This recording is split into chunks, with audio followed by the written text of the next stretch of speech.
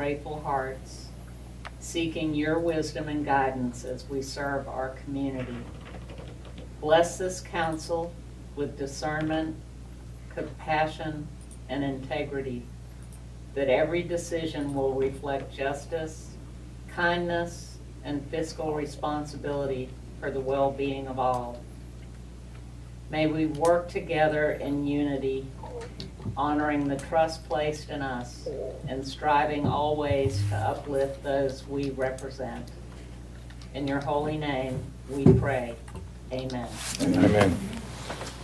To the flag of the United States of America and to the republic for which it stands, one nation under God, indivisible, with liberty and justice for all. All right, we'll have our roll call now. Councilman Jones, post 1. I'm here. Councilman Connor, post 2. Present. Councilman Ingram, post 3. Here. Councilman Nascimento, post 4. Here. Councilman Rassi, post 5. President. Councilman King, post 6. Present. Mayor Lockhart. I'm here, ma'am. Sir, we have a quorum. Thank you. And for the record, a unanimous vote is 6. Okay, presentation. Don't know we have any specific presentation, do we, Mr. Horton? Okay. All right, so our first order of business is the resolution, House Bill 581, statewide floating homestead exemption, to determine whether we are going to opt in or opt out of the House bill and the floating homestead exemption. I will entertain a motion.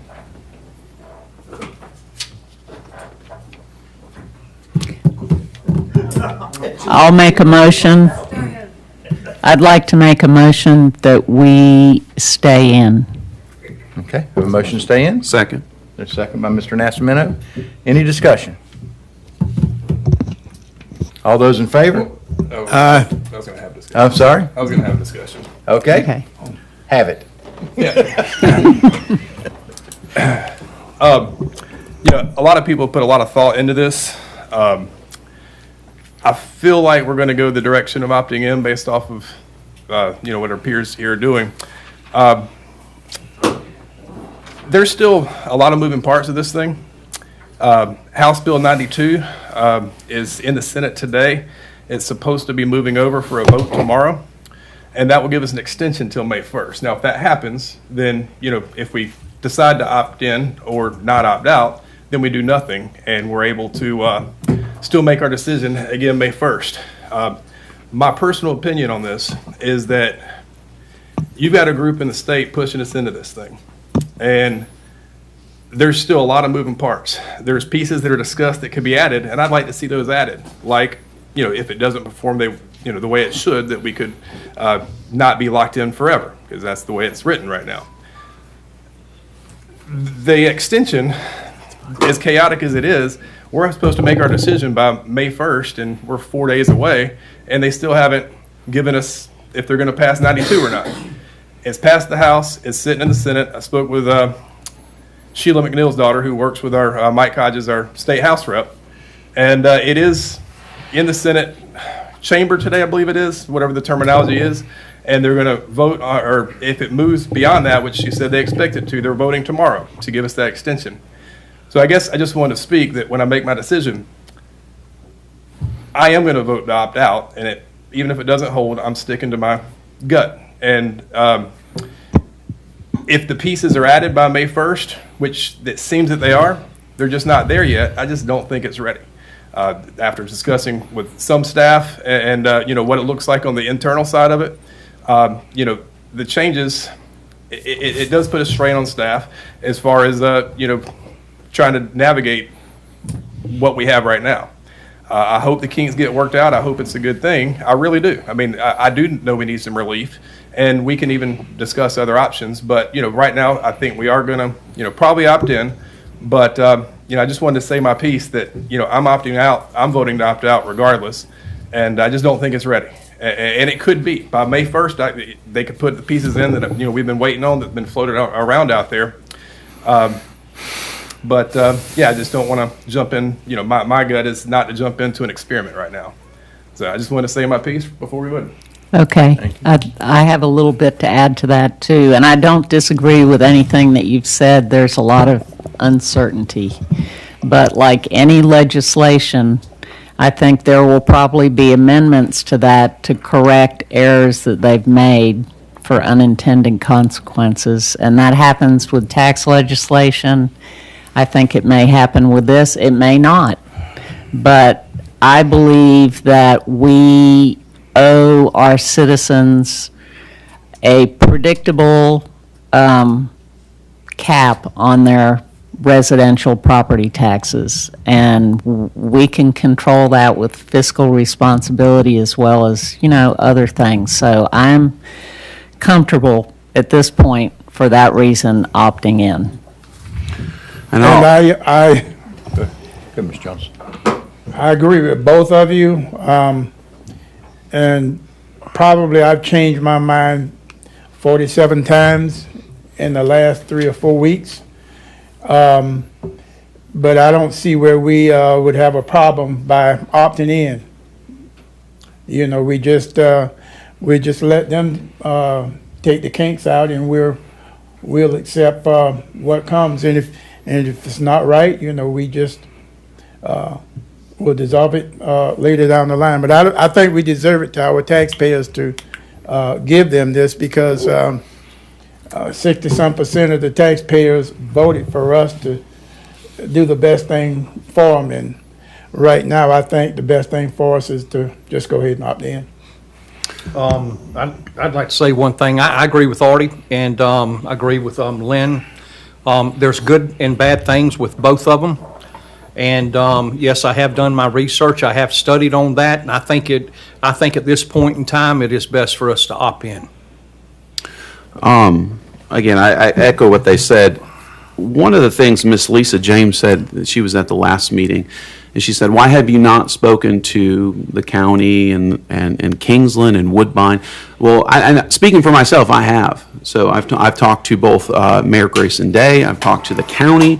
I've talked to I know Councilmember Chad Ingram has spoken to council members in Kingsland, and the mayor has spoken, and we've done our research. And the county does not want a floss. The Kingsland does not want a floss. They want a T-sploss, which I believe that we should be going after. That T-sploss is what we need more. Now, we won't get to take advantage of the floss, but as Ms. Keene said, I think for our homesteaders, our citizens, that if they can get a break, then I'm for them getting a break. I think it's sloppy. I think it's disorganized, and I've said my piece on that before, and I stand by that.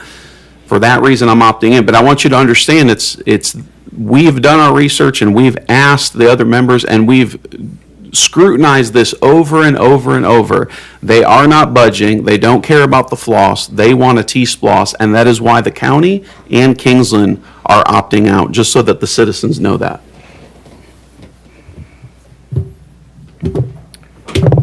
All right, there's no further discussion. All those in favor? Aye. Any opposed? Any abstentions?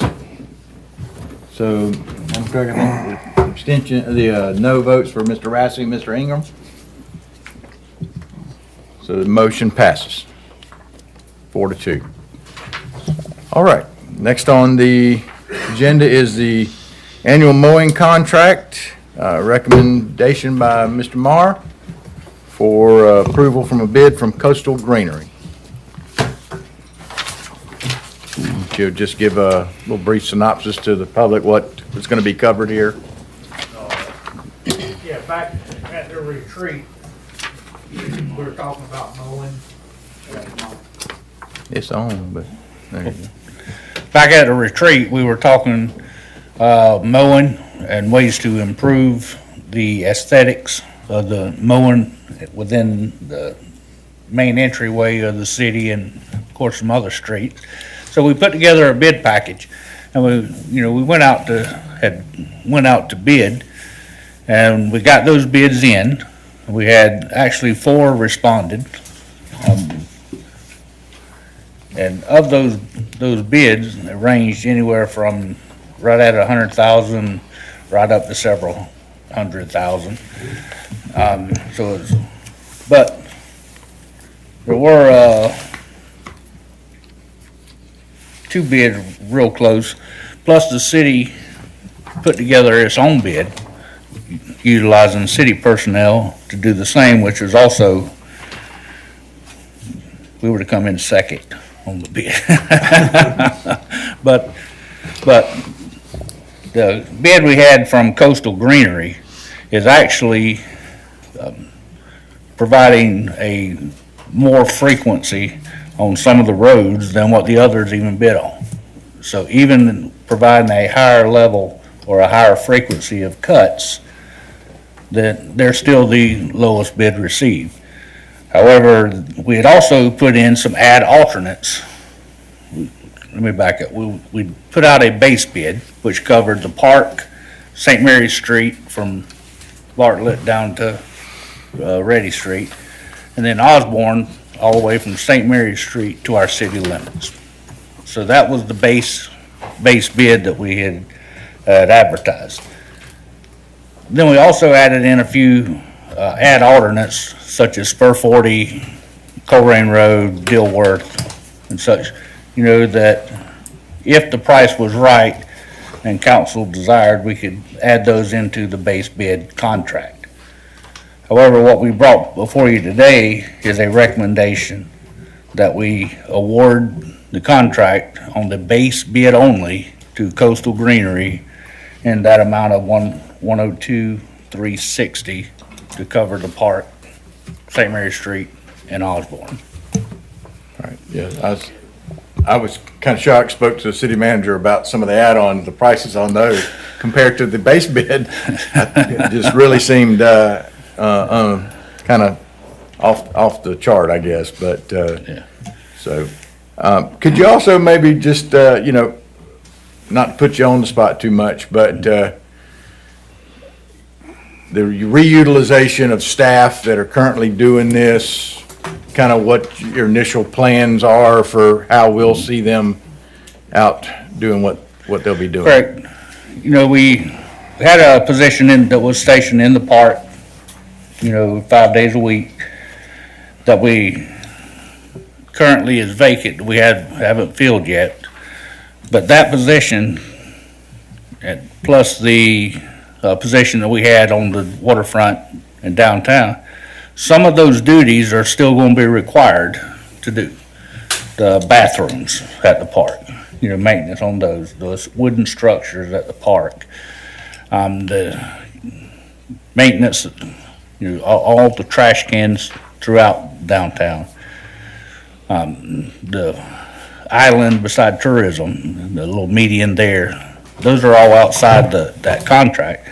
Orange Hall is not a part of the contract. That's going to still have to be maintained. So it's not a total get rid of all our employees. There's still some duties, but the other employees, the other two, can be repositioned into the mowing crew in other parts of the city to increase that service, like all these subdivision entrances and all these other side streets and all these other ditches and stuff that need to be mowed on higher frequency than we're currently able to get to. So, We're gonna hold you to that. yes, sir. All right, is there any other discussion or question before we? I have a question, Bobby. Who is going to be looking at the work that's done by this contractor? Is there going to be somebody in Public Works assigned to go around and make sure they're doing what we're paying them to do? Yes, ma'am. Alex, stand up. All right, we're going to hold you to that also. Put it on you. He's our point person then. He is. Yes, okay. He is.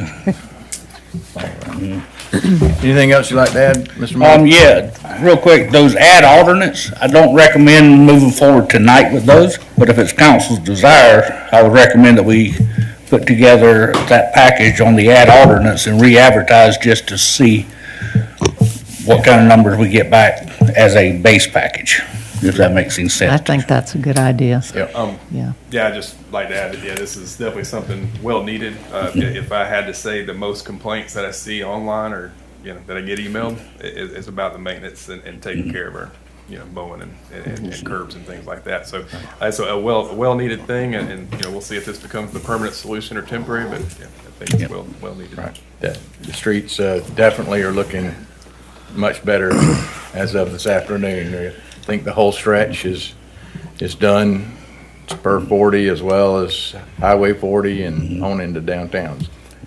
So hopefully they're starting out with a good slate to start from, so.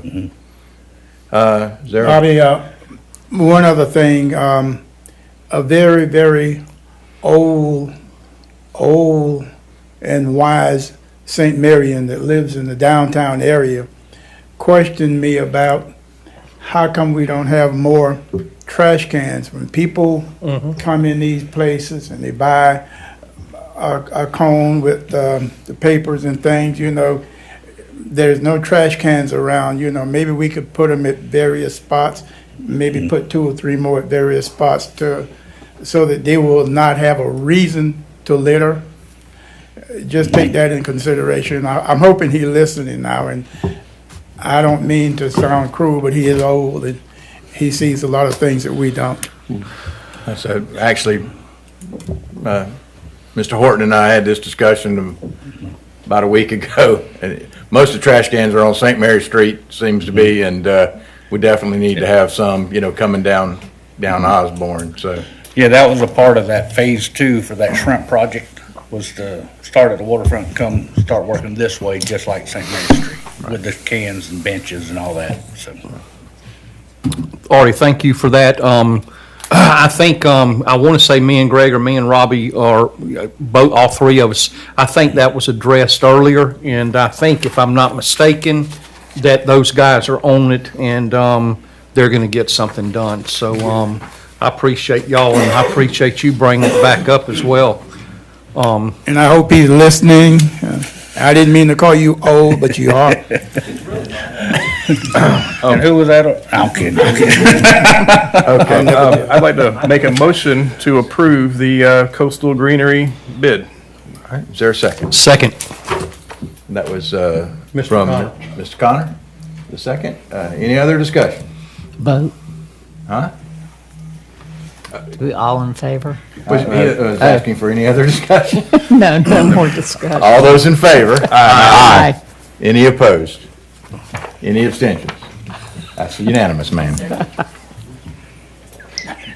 All righty. And next thing on the agenda is our Crooked River Plantation Drainage Study, Professional Engineering Services, GWES Engineering. Yes, sir, this is a project to be able to take a overhead, high altitude view of that Crooked River drainage basin as a whole, and develop the plans and priorities on how to start getting those issues addressed in a logical, progressive way to finally be solved of the issue that's Crooked River. So, So we, several of us took a little, on the short bus, a trip out to Crooked River Plantation, and yeah, Charlie was driving us around, driving Miss Daisy, and it was on TV last night. Driving around in the neighborhood to kind of get an eye's view of what's going on out there, and so it's very much a top of mind situation as a starting place. We have other areas that we need to focus on as well, but so my understanding is by having this engineering study that will put us in good stead when it comes to potential grant that we might find to help pay for some of the services and things we get there, but having a good engineering study up front correct. will help that process. Yes. Question, unless I'm wrong, and Mr. Bobby, you can correct me, we have 3 engineers in Public Works. That's yourself, Chris Amos, and Alex Smith. Is that correct? That's correct. Is there a way, since I know that this city has said many times they're just sick to death of studies, is there any way to save $13,000 and do a study? You said it was for high altitude views. I'm assuming drone footage and whatever. I don't know what all is entailed in a high altitude view, but is there any way that our 3 engineers can come up with a solution to save us money? There is, it's just time is the big thing, is having the time to sit there and focus on it, put it all together. Approximately how much time would you say it would take to come up with our own solution internally? Yeah, we're talking several months by the time we were able to sit down and gather the data and look at everything, on top of our other duties that we currently have going on that already have deadlines as well. And how long will this study take? This is, 2 months. 7, 8 weeks or something, around 2 months, yes. So just from it sounds like it's going to be about the same weight either way, and yet this way we save $13,000. But, so an estimated cost though for what, if you put in your own bid and take into account man hours because you're pulling away from other projects, that goes into cost in any material you'd need. I mean, would it be a comparable amount, or would it be significantly less if we did it in-house?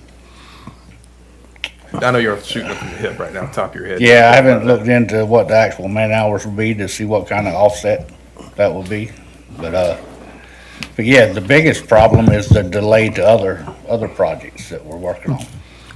I have another question too, and correct me if this study is going to be too old, but in 2008, we did a stormwater master plan, and it identified Crooked River Plantation, in parentheses, the entire neighborhood.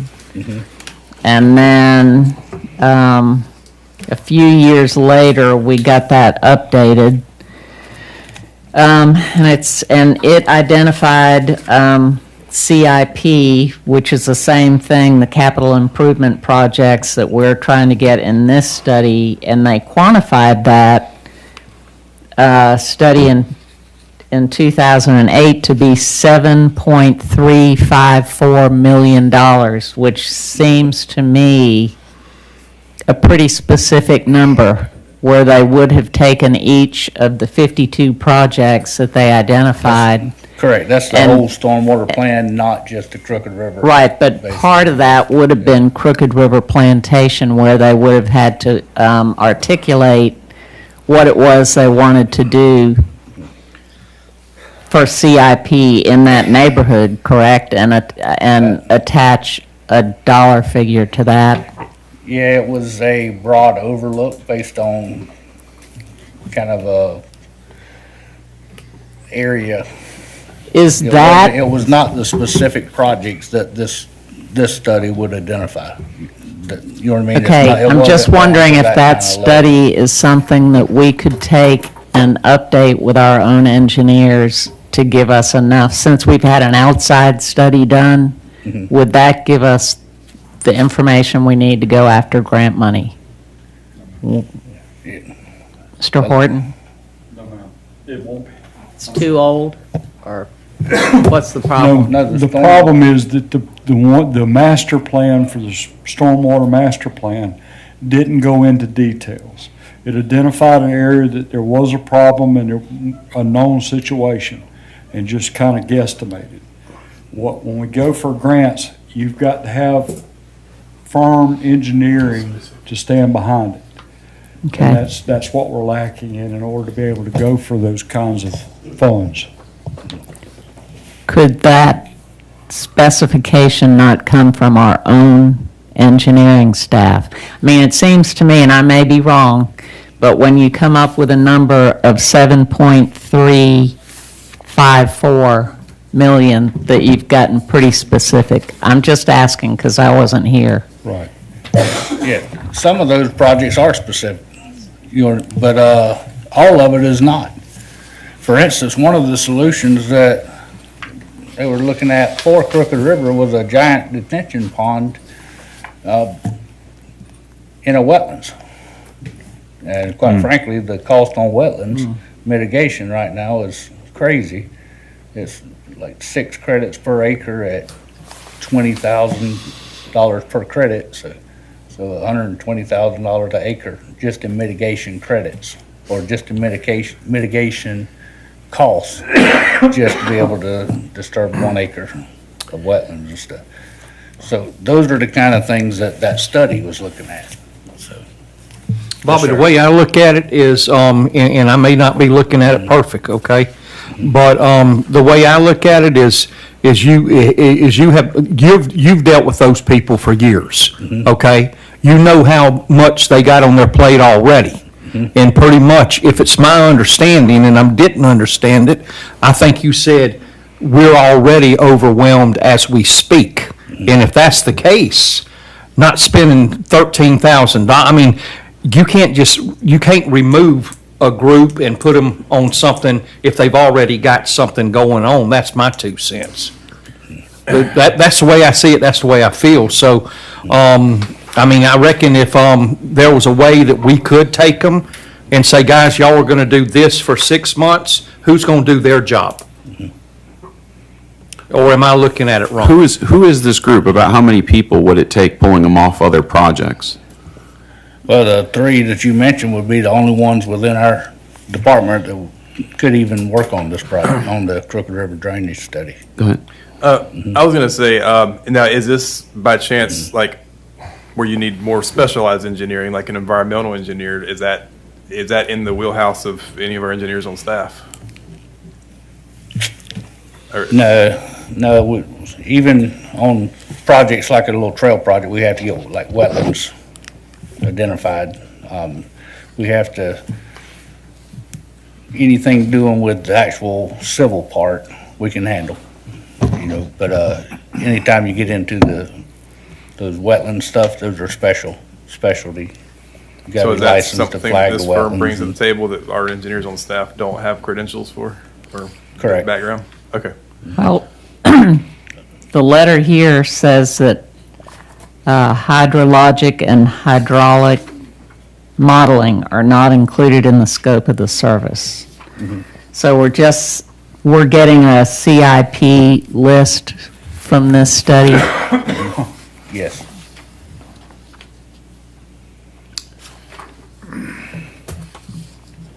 One of the problems that I have, Bobby, and well, for the whole council is we spend a lot of times doing studies and things, and then nothing happens. I'm a person that it's just taking too much time away from getting a project done by doing a lot of these studies, and then you just put them in the back drawer and nothing happens. I don't have a problem with doing studies, but I want some results. I want us to be able to do something, not just get them and say we got a study. Yep, and that's the purpose of this study here, is to develop that individualized project list, that priority list, in a progressive, logical fix. You always start at the bottom, work your way up, so that we can get through the whole development. And that's not gonna fix all the driveways, you know what I mean, that are in the neighborhood, but we can start with our stuff, make sure all our stuff is correct. Once we determine that, then we can start moving on into being able to show where those driveway issues and stuff are, so that we can start applying for some money that we may be able to get awarded to be able to go in and fix some of those real issues. I mean, I'm for it. Like Crooked River, as the mayor just pointed out, was the biggest glaring problem in our whole tour that we looked at. So there's nothing I want more than to start right at Crooked River. In fact, on the next meeting, we're going to bring up something about public works and adding manpower so that we can start tackling it immediately. That maybe come hurricane season, maybe Crooked River doesn't have the problem that it had in years past. But looking at this, if it's going to take 2 to 3 months before we even finish the study, and then get people on it, they're looking at another hurricane season with more flooding problems and Okay. Yeah, the study isn't for on maintenance stuff. But for drainage. Well, correct, that's. as far And that as- seems to be one of their biggest issues there. Right, but the maintenance part of the drainage, we're already starting to look at to see where we can help, what we can do on open ditches. We can't dig in wetlands, we can't dig into the marsh, but we can make sure the culverts are as clean at those road crossings and those kind of things. Have we, I guess, submitted to the DNR for permitting to clean out the, like the winding canal out there? No, that's not a requirement to have a permit to clean that canal. Okay, so we can, okay. Is Well- cleaning that up on our list Yes, of things to do that you guys are doing? yes. Okay. Now, that canal system, and the guy on my staff is actually one that designed it years ago, but, around the corner on the backside, there's a dam that's intentionally there to make so that the flow from that canal will go through those wetlands to keep circulation through those wetlands to keep them thriving. And then on overflow, on high flow events, it flows over the dam and straight out to the marsh. Okay. So a lot of that water you see in that canal is there by design. Well, Bobby, we've been knocking this around for years. And I'm just saying that, we need to get her done. We need to just go out there and do something, even if it's wrong, because just sitting back, talking about it and doing studies Ain't is getting nothing not done. making those folks any happier. Right. Yeah, for the grand scope of what has been going on out there and, what's still in front of us, I do believe it's a modest cost to go ahead and knock out the engineering survey. And when you do have a little bit of skin in the game, you're more motivated to listen to it as well. Versus if we did take months to do it in-house, knock it out, and we have a little bit of skin in the game, that we've already made a modest investment to get this started, to where we actually would probably have action a lot faster than if we did try to slow down and do it in-house. I agree with you 100%, Chad. And I'd like to say one brief, I didn't cut you off. No, sir. I'd like to say one thing. I mean, you're going from culvert to culvert in that neighborhood. You got some culverts that are completely collapsed, Yeah. okay? You got some culverts that are on city property, but the majority of them are on personal property. So how are we gonna do all that work when the culverts are on personal property?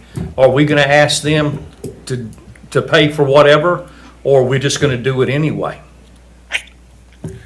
Because, I mean, until those culverts are replaced, we're fighting an ending war, in my opinion. Yeah, and that's what I was talking about, when you start going in there and trying to change culverts and driveways, that, now you're infringing on personal or Absolutely, private because, property stuff. and a lot of Our people attorney's that gonna have that to are weigh watching in tonight and- may not understand this, but the city of St. Mary's does not own their culverts.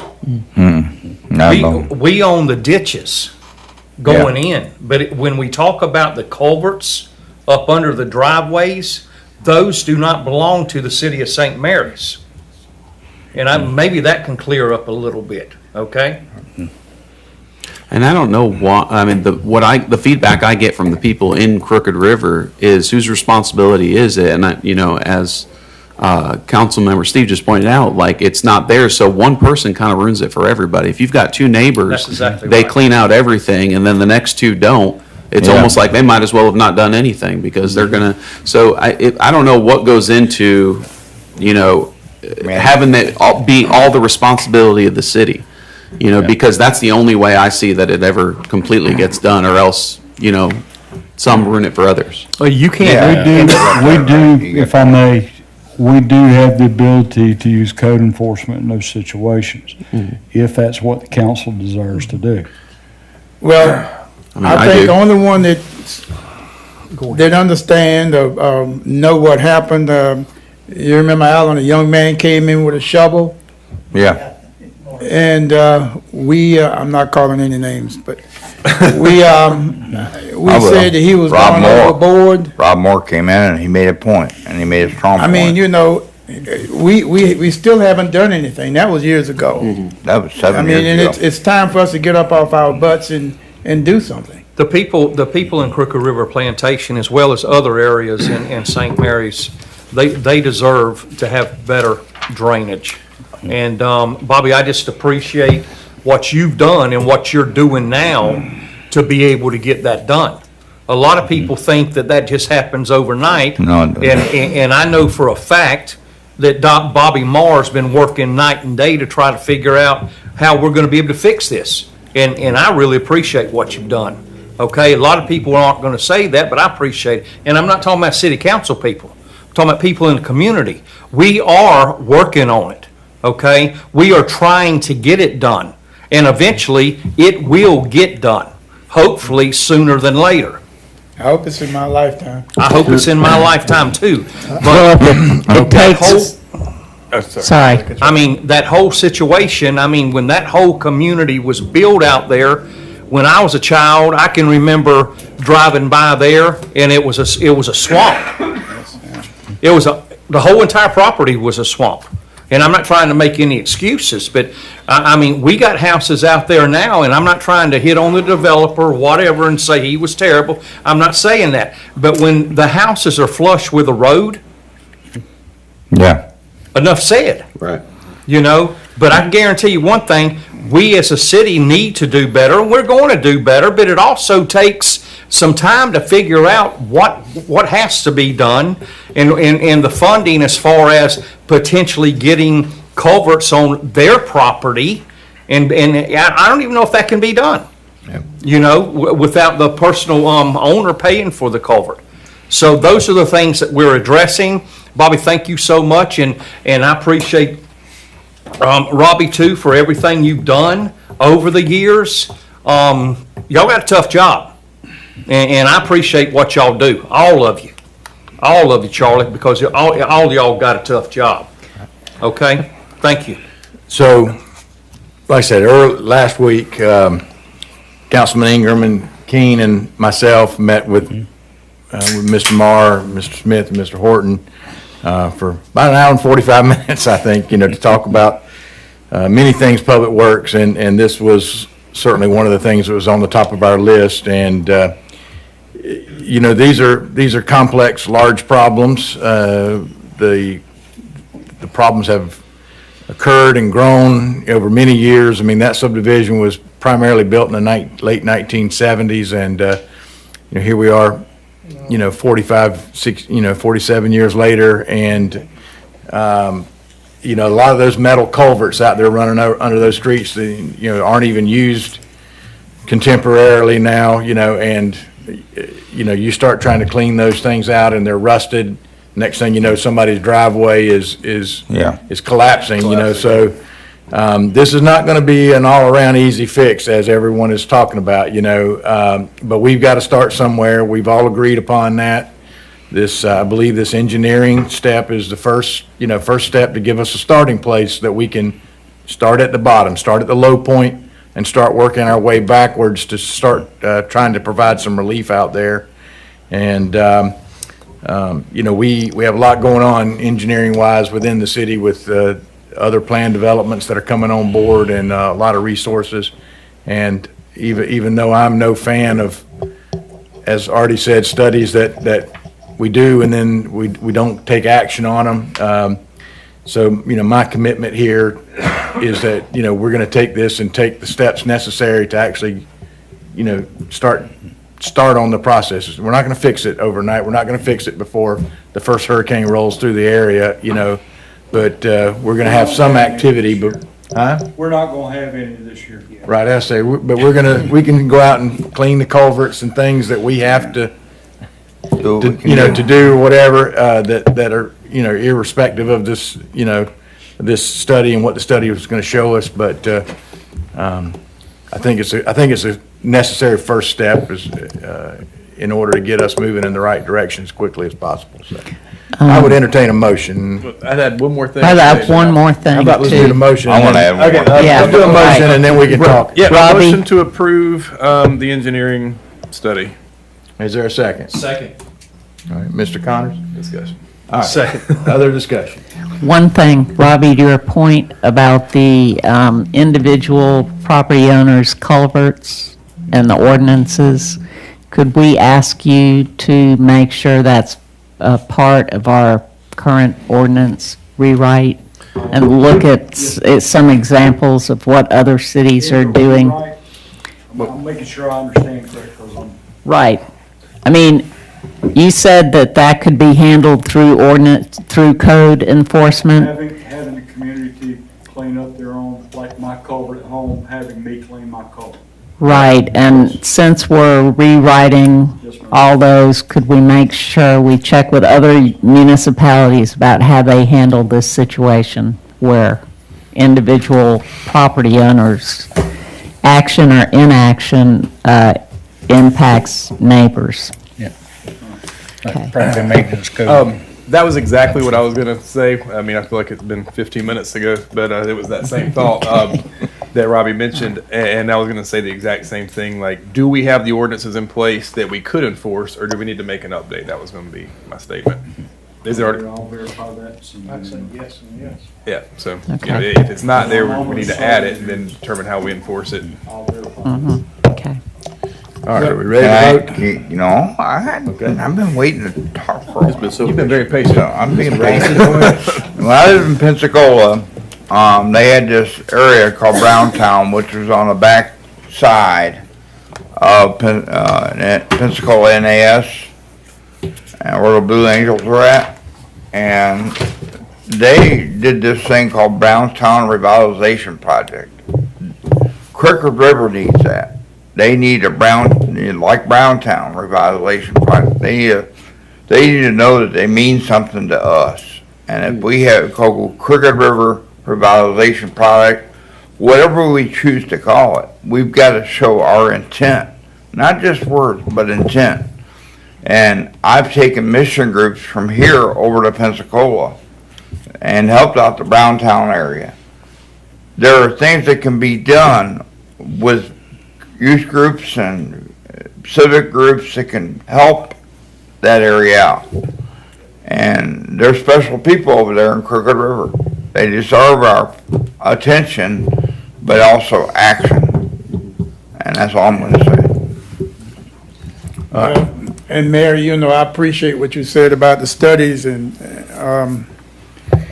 I don't have a problem with the studies, but I want to see something done, you know, Yeah. because if we don't do something soon, I'm going to be coming with a shovel myself to let them know that we're not doing our job. Yep. Councilman Jones volunteering. Councilman Jones, number one volunteer, I'll be number two behind you. Okay. All right. Are we ready to vote? Yes. All those in favor? Aye. Any opposed? Any abstentions? It's unanimous, Madam Clerk. All right. The last item, St. Mary's Aquatic Center Pool Pump Strainer Replacement Project, United Pool Construction.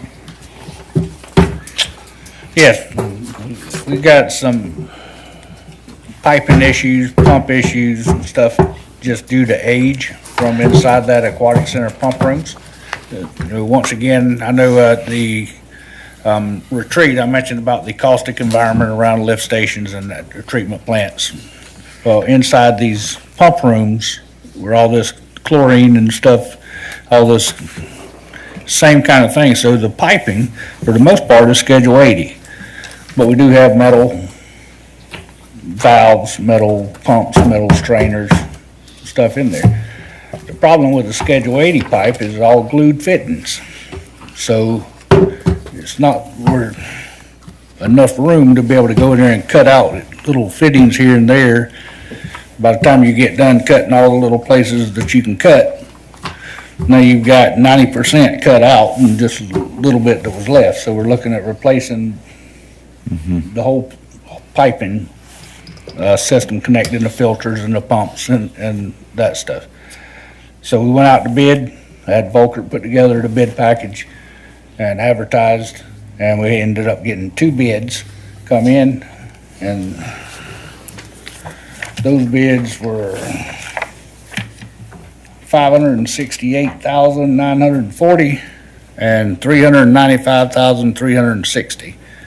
So the low bid, $395,360 with United Pool Construction is the recommendation to move forward with that change out. There is a potential hurdle with getting the pumps in time for the season, so there could be a potential where we have to get started with the existing pumps and then change those out when they become, and that's a supply issue. To be easy to change out, yeah. Right, so but get everything else done in time, then it's just a matter of changing out those pumps and strainers Okay. once they become available. So could you just speak to the necessity of doing this now versus at the end of the season? Can we make it through the season? I would Or- not, the condition of those valves are barely, as a matter of fact, some of those valves are not even operational. Yeah. You know what I mean? I would be very surprised if it made it through the season. Bobby, how many times have we actually replaced those valves over the years? Counting this will be the first time. Okay, and how long did how long did the valves actually last when it was built? From then until now, how many years has it been open? This was the 2002, Okay. when the park opened or so. 22 So years. we're 22 We're years. looking at, Yeah. we're looking at replacing valves at 23 years. Yeah, give or take, Okay. yes, sir. okay. Yeah, okay. So, you know, maybe they've updated those valves over the years and they're better now. We put them in there, maybe we can get more years out of them in the future. Is there anything that we can do that would extend the life of those valves? No. Nope. No, this is, You- yeah, this is not even something you can really get in and paint to, you know, or try Okay. to wire And brush. what's the, You know what I mean? This is what's the way time they're- span of being able to fix those? I think it was They 60 said by days. April.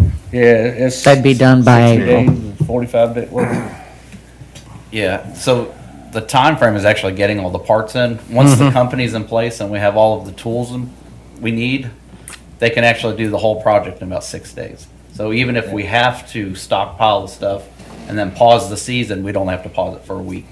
But we're hoping to get it before the season starts. So is there a chance we're gonna find something other than those valves when we get in there that needs to be replaced? no, Or is this there anything else in there that would potentially need to be replaced? As far as the filter system and all, we've just replaced all the internals of those filters last We summer. did, we replaced all the sand and put new filters. And All and the repair- internal repair the plumbing parts. inside the filters, all the media, we did all that. So these really, this is everything except for the chemical system. That So I'm not on gonna those- use the word assume, but are we looking at it, where we've checked everything out and this is all we need to fix right now? Oh, there's a bunch Or of there's stuff. stuff that's just around the corner that's gonna be need to fix, in the very, very near future? There's other capital projects at the aquatic center. Okay. Like the lazy river. Okay. and, the stairs on the Orange Crush.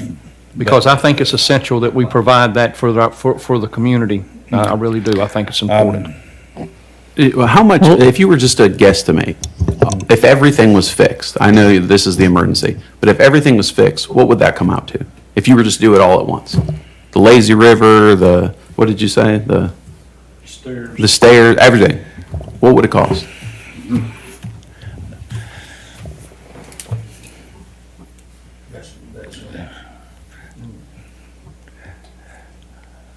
Probably in the 1.5 neighborhood. 1.5. Okay, I'm gonna just pivot to a slightly different direction. Media is not here. I know I'm gonna end up in the newspaper for this, but and I'm glad that we talked about Crooked River and the Aquatic Center on the same night. This is an emergency for fixing the Aquatic Center, I agree with you. But a bigger emergency is Crooked River. Have we just, and I'm just throwing this out there, I love the Aquatic Center. Let me just start before, hold on to your tomatoes.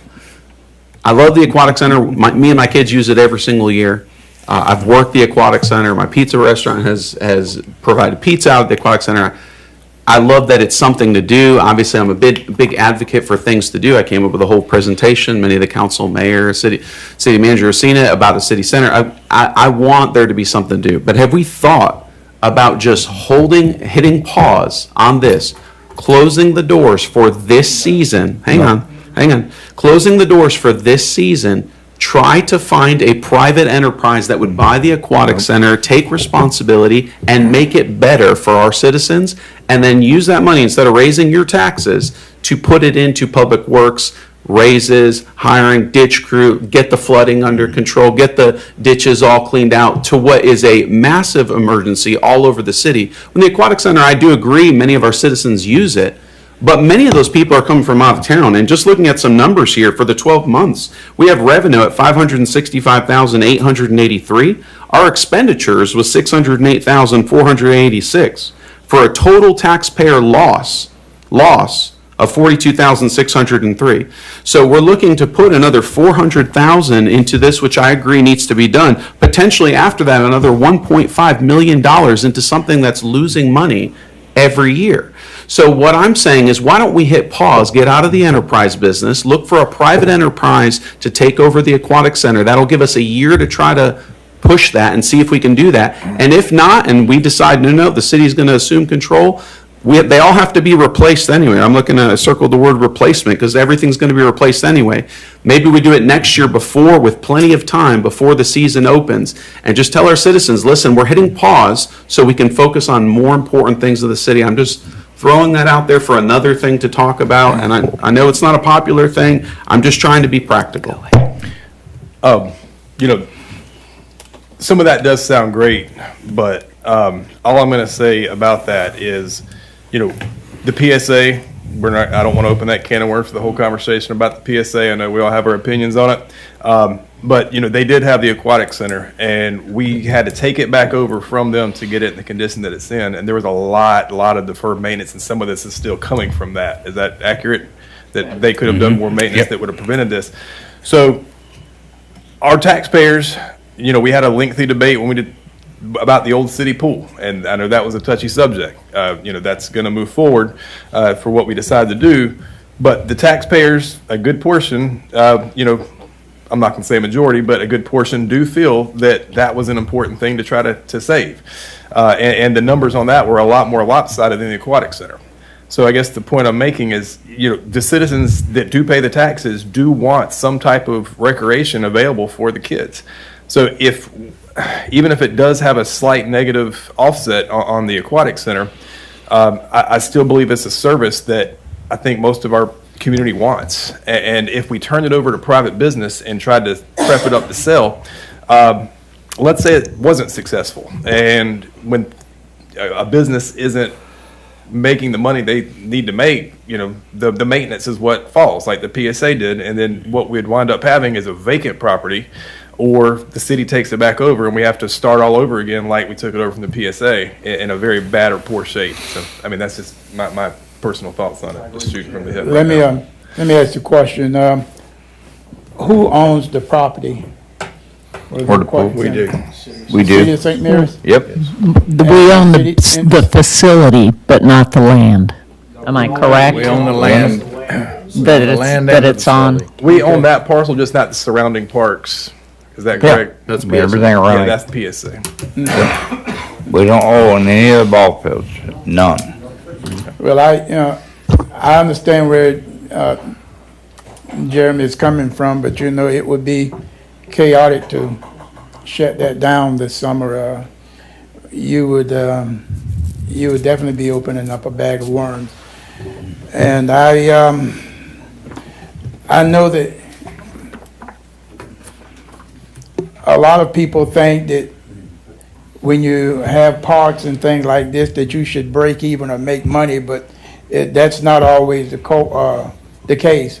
You know, we got a great police department, and I don't think the police department is paying for itself as far as salaries and everything else. They're trying, EMTs and, yeah, but maybe if he write more tickets, we could do so. But, Well, you know, and these are just things that make life better in a community. So whatever we need to do to get it done and keep the people happy, I think that's the way we should go. Just so long as the citizens understand that to keep life going better in the community and to do the things that we have planned for this year, there's going to be a tax increase. And I'm just trying to keep the millage rate from being raised where people are, they're already paying high taxes. We've been going over this with HB 581, and I'm just trying to not get your taxes raised, because I can already see the things that we want to put money towards. And this is one way to save money that we can take from that and put it to something more important. So I'm just trying to look out for tax increases in the future, because I see what's coming. Okay, well, I say, I have a it's another comment. discussion, I think, to decide whether or not we would want to sell, you know, or not. And, you know, I'm of the personal opinion that if it's operating and it's functional, it would be easier to sell it than if it's sitting there vacant with no water running through it, and what that might lead to a year from now trying to crank it back up. But like I said, I think that's a conversation we can certainly have. But Lynn, did you want to add something? yes, I mean, I would like to say to everybody, do I think it's important to have that recreational facility? Absolutely.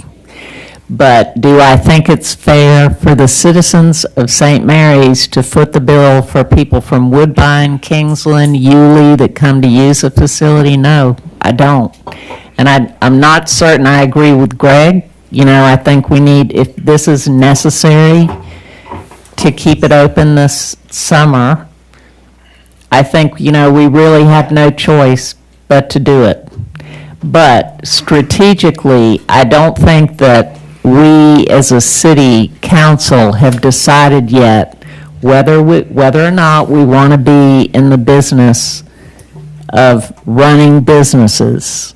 And this is one of them. So I think, you know, there's a lot of merit to the idea of trying to, one, sort out what the land surrounding the facility, get that owned by the city of St. Mary's, take some steps to actually get that done so that we have options for whether or not we want to lease it to somebody long-term to run it. You know, the people that are in business doing this, like Summer Waves or someone like that knows how to do this, because we're supposed to be providing core services to the citizens of St. Mary's and not necessarily running businesses. You know, I know we're doing it because we want to have the facility. So that's what I have to say, and I hope that we'll make some strategic, long-term strategic decisions about how we want to proceed before we spend $1.5 million Yeah, and I would urge council and mayor to think about things that people can do that are much, much, much less expensive. As Ms. Keene just pointed out, $1.5 million, this is going to be a constant thing we're spending money on. I proposed an idea for an outdoor roller skating rink. That's not $1.5 million in the entirety of its lifespan to put into that. So there are things that we can provide for citizens if we brainstorm, put our heads together, that'll give people a reason to come to St. Mary's, and maybe even redevelop the Midtown area that is not a giant money pit. And that's all I have to say. Well, I got one thing to say, and then I'll be quiet, and you can say what you ever want to, Greg. But, you know, I'm not saying the aquatic center or whatever, but we can never lose sight for what's best for our kids. That's right. We can never lose sight for what's best for our kids and what's best for our citizens. And some people say, well, the aquatic center is just a waste of money. It's something for our kids. We don't have a swimming pool anymore because, of course, it got so bad that we can't even repair it. Oh, asbestos and all that crap. I mean, it had, just like Alan said, I mean, what we got to look at, in my opinion, is selling an option. If somebody's trying to buy it, and they want to give us the money, and we're going to be able to do good with the city of St. Mary's, and they're still going to provide that service for our kids. No, it's all about the kids. At the end of the day, it's all about the kids.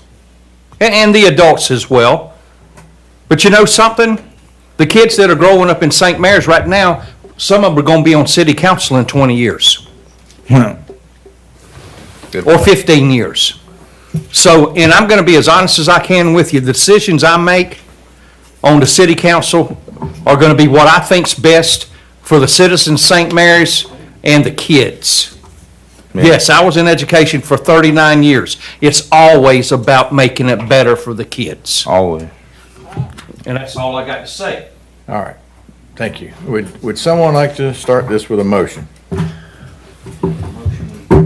I'll let somebody else do it. I've been thinking all the motions tonight.